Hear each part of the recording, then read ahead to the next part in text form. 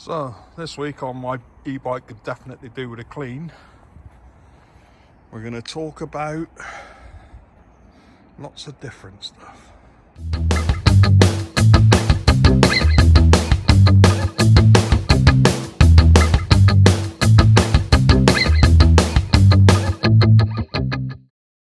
Coming up next on Mod Projects. It's about 2 degrees today. Anyway, I've come out to test this microphone, so 1, 2, 3, 1, 2, 3 testing. Let's see how much that picks my voice up rather than the wind. I don't even know what make I bought. I think it's Ulanzi, 2.4 gigahertz bit of kit.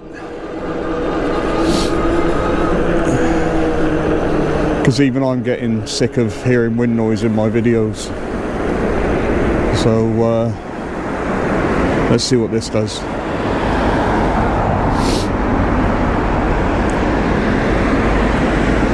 It says 1 degree in my car, which I've just got out of. 1 degree.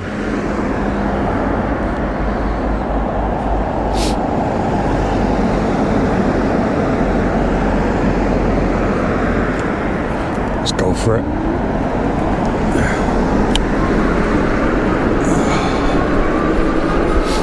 I keep muttering I need a holiday under my breath when anybody talks to me, and I definitely feel like I could do with an holiday. I hate this winter sort of lockdown feeling that you get over the cold months, but then I guess it makes us appreciate the summer more.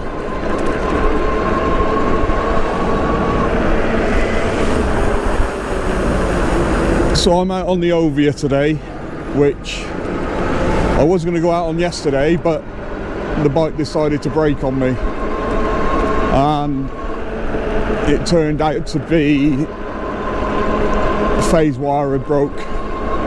So I spent most of yesterday fixing that.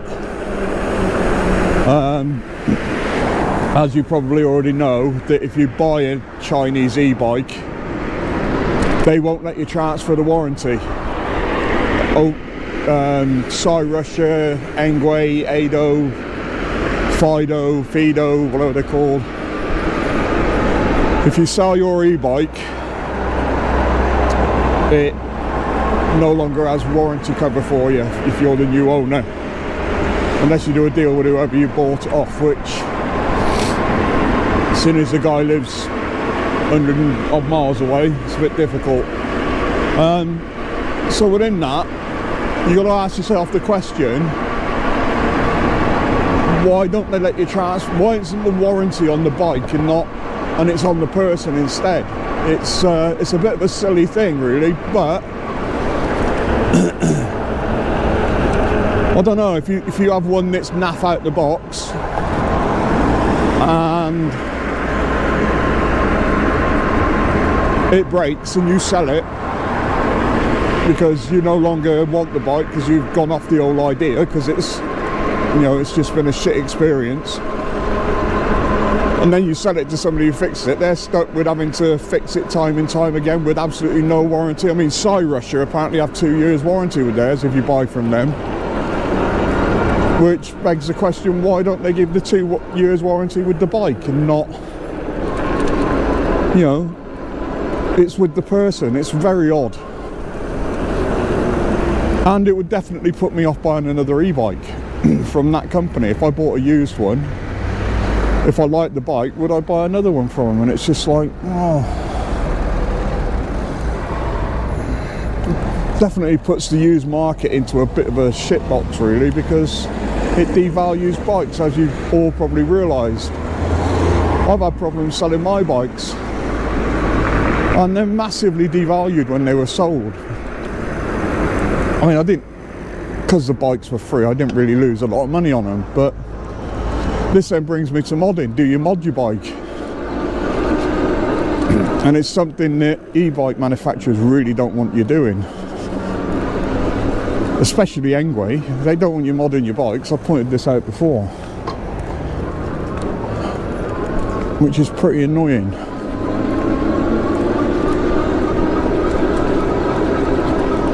You know, it's 1, 2, 3, 1, 2, 3 testing. So it brings me to, shall I start a Facebook page for e-bike meets up and down the country? Shall we start doing some meets? Because it'd be nice to meet some of you people that are on my Facebook pages, and not just mine, but other e-bikers that just want to meet up and have a potter around a nice area. I mean, I'm thinking of organising 6 this year, up and down the country, and just turning up with my e-bike and meeting people somewhere. I mean, obviously not city centres during the day because they're horrendous, but we could all find some nice spots in a local area to meet up.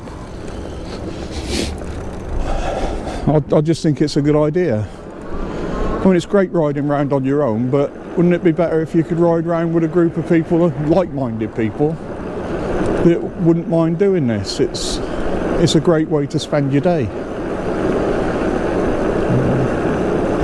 I'll tell you what, I'll come out initially with my fingerless gloves on, and my fingers are cold even through these gloves.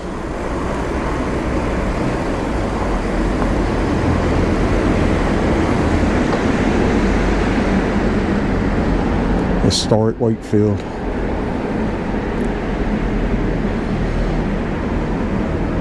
There's the famous Black Rock pub across the road. It's famous for something because there's a blue badge on it. Probably somebody famous was murdered in there.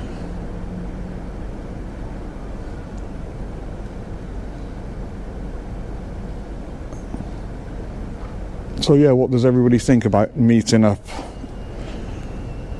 over the summer, and just all getting together over the spring, summer, autumn, and just having some mass meets? Because this year I was toying with doing I don't know if anybody know, I do a car show, but doing a PEV show, which is, you know, electric vehicle show, which, I mean, I got Tesla at the car show last year, so mixing them up with people that are into the whole electric thing, be it bikes, scooters, you know, just getting people that like these bikes all together with some of the manufacturers and letting them have a look around what new stuff's coming out.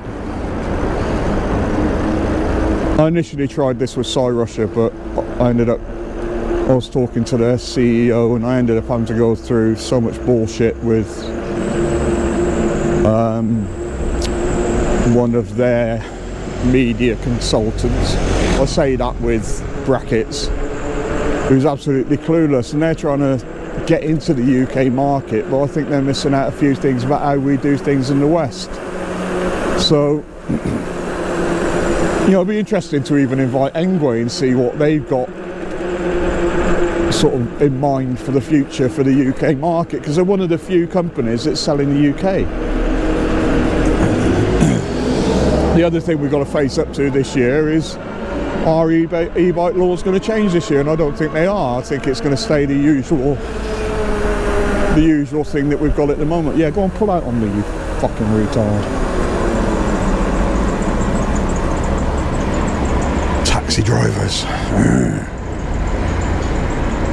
So yeah, not a PEV show this year, but next year. But if we start doing the meets this year and all get together, the following year I'm happy to organise an electric vehicle show with the whole gamut and the whole range of different companies and different ways you can get around on electric vehicles. Like I said, these electric e-bikes, scooters, electric cars. I've already broached the subject with MG in town, who are doing an electric MG, and they're interested. Like I said, they're coming to the car show this year, but they're interested in, if we do a PEV show, or I do a PEV show, that we can all get together and show each other, you know, options. I'm not giving up my petrol car. I'm not. I use it far less than I used to using my e-bike, and I'm not giving up that new motorbike. I use it less, and that, I think that's where we need to be looking. People using their fossil fuel cars and vehicles less. that's a start. But when the government obviously A, don't want you on the road, and B, they really look at it, they talk green. That's what I've said before in one of my other videos. They talk green, but they don't walk green. And until they work out a way of making a profit out of these e-bikes, they're not going to let us have what we want. That and the fact that we have to take the blame for what's simple that people do. These idiots that ride round on Saurons at 50 mile an hour on the pavement, we're in that same bracket. And that really annoys me. That we have to take the blame for, or we have to be instructed like you have to instruct kids. I'm not a child. Although sometimes I act like one, I'm still not a child. And that really annoys me that we have to be in that bracket just because we ride a bike with an electric motor on it. It's infuriating. Really infuriating.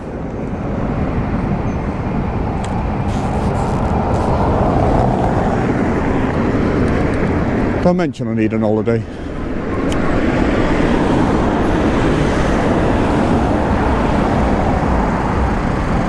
I can actually feel the cold through these insulated leather gloves.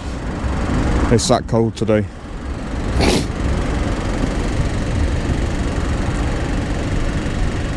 So what ideas do you have?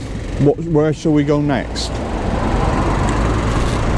I mean, I'm going to be putting a few videos up over the next month or so about 2 new e-bikes I bought. So putting them together.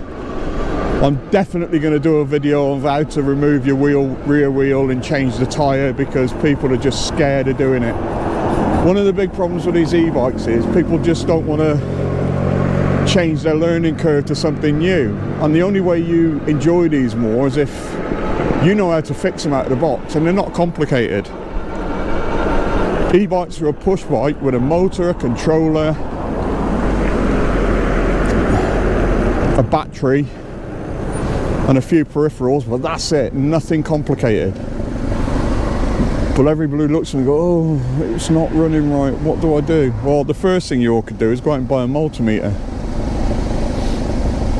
Once you learn how to use a multimeter, you can diagnose pretty quickly what's wrong with your bike if something goes wrong. And it's not about becoming an electronics whiz kid, it's about just learning a new skill set. Once you learn how to use a multimeter, and there's loads of videos on YouTube, it makes owning or riding one of these an easier experience, because we already know there's virtually no support from any of these Chinese e-bike companies. Once they get it wrong, they don't want to know. They've got your money, oh well, tough shit. And that's pretty much, there ain't many out there. As much as you'll see people saying, oh, they're brilliant online, they're brilliant when they do it right. But for the rest of you who have really bad experience with e-bike companies, it's not the same experience, is it? And this brings me back to a post I made the other day. If you had a really bad experience with zero support with the first e-bike you bought, would you buy another one? And a lot of you have said, yeah, but are you people that haven't had problems? Because people that have problems, they don't come back. And therefore, you're killing not just the marketplace, but the whole ideal of what e-bikes are about. And within that, these Chinese e-bike companies are killing their own customer base. And then they're also killing the ideal. Like I said, people are not going to come back to these things. Anyway, that's it for today. Have a nice Sunday, everybody. I've got to take my glove off to turn this thing off now. Speak soon.